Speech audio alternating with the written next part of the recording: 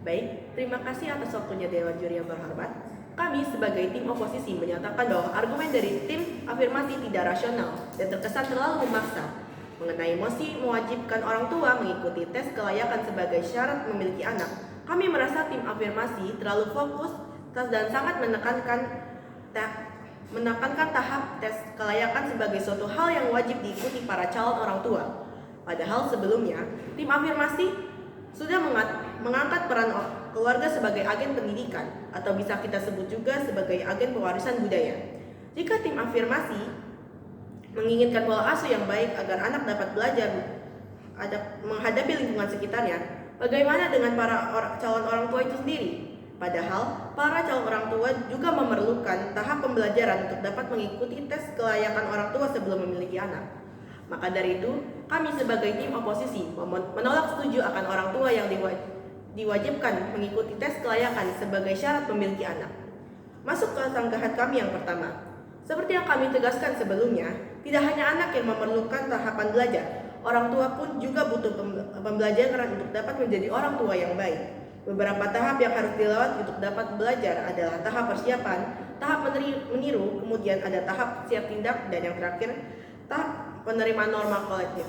Pada tahap persiapan, para calon orang tua harus belajar dan memantapkan diri terlebih dahulu sebelum memiliki anak, baik secara fisik ataupun psikologis mereka.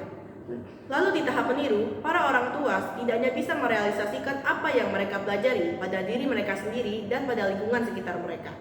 Kemudian, tahap siap tindak, orang tua kembali memantapkan diri sebelum memilih keputusan untuk mempunyai anak. Dan yang terakhir, tahap penerimaan norma kolektif, yaitu ketika para calon orang tua menghilangkan gelar calon di nama mereka dan siap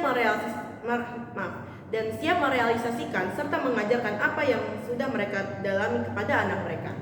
Lanjut ke argumen kami yang pertama sebagai tim oposisi. Dengan mengikuti tahapan sosialisasi sebagai pewarisan budaya dengan benar, maka kemungkinan efektivitas dari tes kelayakan memiliki anak akan mengecil. Sebab tidak semua calon orang tua akan merealisasikan apa yang mereka sampaikan di ujian kelayakan dengan pasti. Jika tes kelayakan tujuannya untuk mendapatkan validasi, maka apakah cukup bila yang divalidasi hanya para orang tua saja?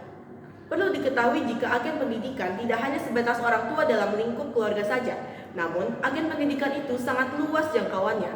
Meski orang tua adalah agen pendidikan yang paling berpengaruh, agen-agen pendidikan lain inilah yang semestinya juga diuji validasi atau kelayakan mereka dalam memberikan pengajaran pada anak.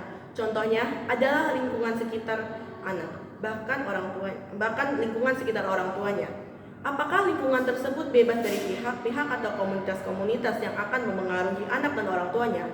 Bagaimanapun juga, waktu adalah emas. Orang tua harus bisa mengatur waktu sebaik mungkin untuk anaknya agar dapat saling memberi dan menerima pengajaran yang baik. Masuk ke sanggahan kami yang kedua, Indonesia adalah negara yang kaya akan budaya dari Sabang hingga Merauke. Bahkan banyak aspek yang memiliki keberagaman di Indonesia. Salah satunya adalah beragamnya pola asuh di setiap daerah. Namun, tak jarang ada masyarakat yang melakukan amalgamasi atau pernikahan berbeda suku. Pasangan suami istri yang melakukan amalgamasi ini tentunya tumbuh di lingkungan dengan budaya yang berbeda.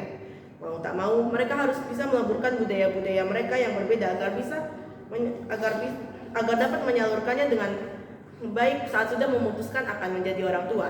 Anaknya akan belajar dari pola asuh yang berbeda, tetapi tetap tidak melenceng dari norma dan nilai sosial meskipun adanya perbedaan budaya. Lanjut ke argumen kedua kami, seperti yang sudah kami tegaskan sebelumnya, Indonesia adalah negara yang memiliki beragam budaya. Namun, apakah seluruh budaya itu akan menerima kebijakan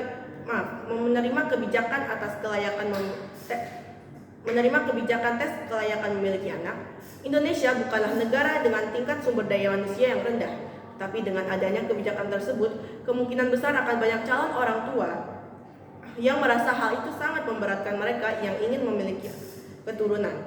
Sebab, kapan orang tua tersebut akan memiliki anak adalah keputusan mereka sendiri yang seharusnya tidak perlu dipertanyakan. Kesimpulannya, tes kelayakan memiliki anak adalah suatu hal yang memberatkan banyak keputusan para calon orang tua yang berniat memiliki anak. Terima kasih.